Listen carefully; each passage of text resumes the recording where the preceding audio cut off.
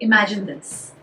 Somebody sneaks into your home, steals your phone, deletes all your photos, and replaces it with theirs.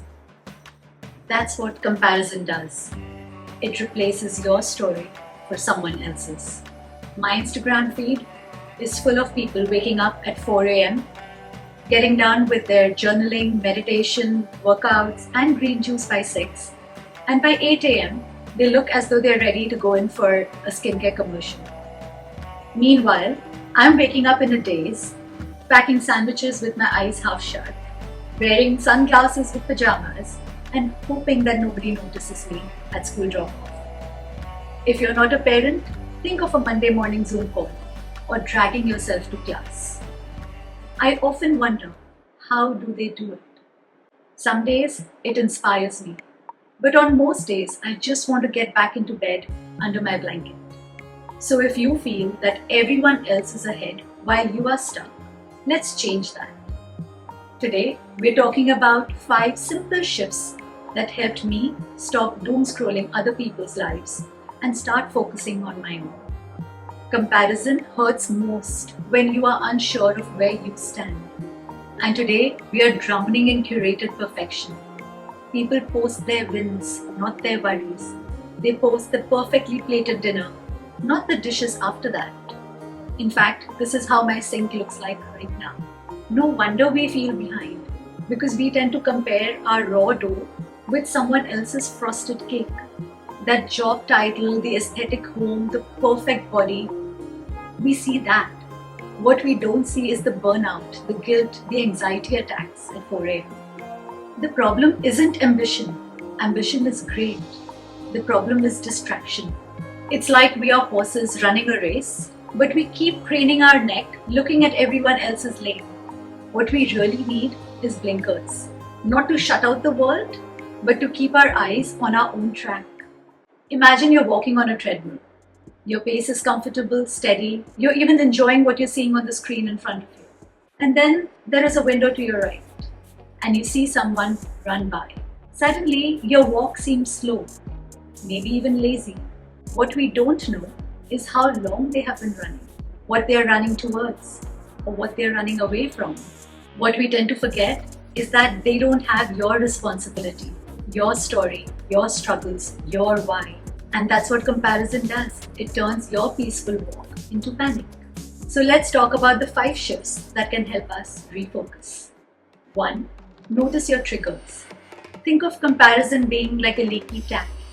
You may not always hear it, and before you know it, you're going to be left with an empty tank.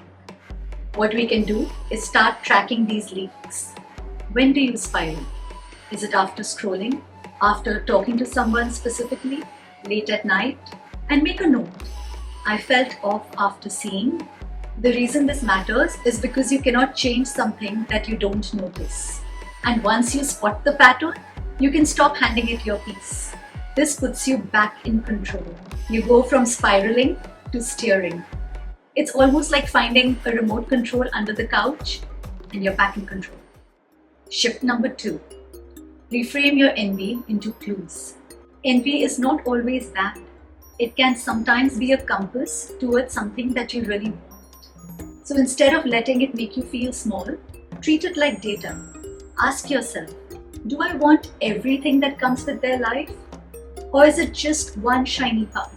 Would I truly swap situations, challenges, everything? Maybe you're jealous of someone's thriving business, but probably all that you want is the freedom over your time.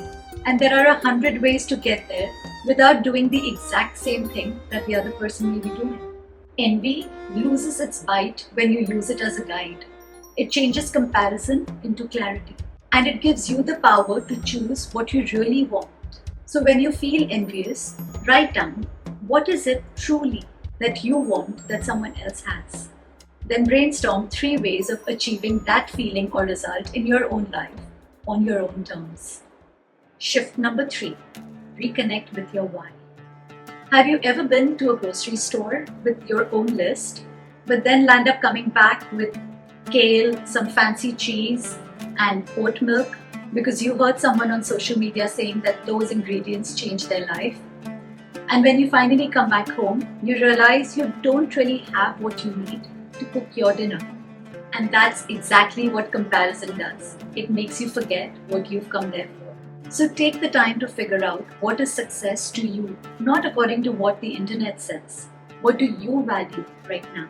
Because if you don't define success, the world will do it for you. And you will keep trying to cook from someone else's grocery list and land up going hungry. Talking about hunger, let's move on to shift number 4. Create more than you consume. You know how when you eat too many fries before your main meal, then you're too full but still not satisfied? That is exactly what passive scrolling does. So for 1 week, let's commit to 10 minutes less of scrolling in a day and use that time to create something. It could be tending to a plant, trying out a simple recipe, cleaning up a corner in your house, journaling, drawing, painting, reading, whatever you may. Because when you're doing something creative, it causes a shift in your brain. It makes you feel more productive and more confident. It reminds you that you have something to contribute, no matter how small, but it's yours. And last but not the least, shift number 5. Respect your season. Sometimes we compare because we forget that life has seasons. And ours may not look like theirs right now. I recently watched a video where a mother is speaking to a coach and she tells him that she feels incomplete, as though her life is only revolving around raising her kids. He then asked her what's the toughest and most demanding job on this planet, and her response was to be a parent. But it still did not seem great to her. She wanted more. To which he replied, what would be a greater contribution to the world than raising 2 individuals who may grow up to be change makers of the world? Her job was irreplaceable. This changed her perspective completely. So when we value our current season, we stop rushing to trade it with someone else's. So maybe you could think of one thing that your current season allows you to do today that you might miss later, whether it is flexibility, family time, or studying without pressure. So let them sprint, sparkle, post their kale smoothies. You have your own playlist, and it's perfect for your dance. And if you're still here, still listening, maybe drop it down in the comments. I show up, and I'll see you in my next video. Bye-bye.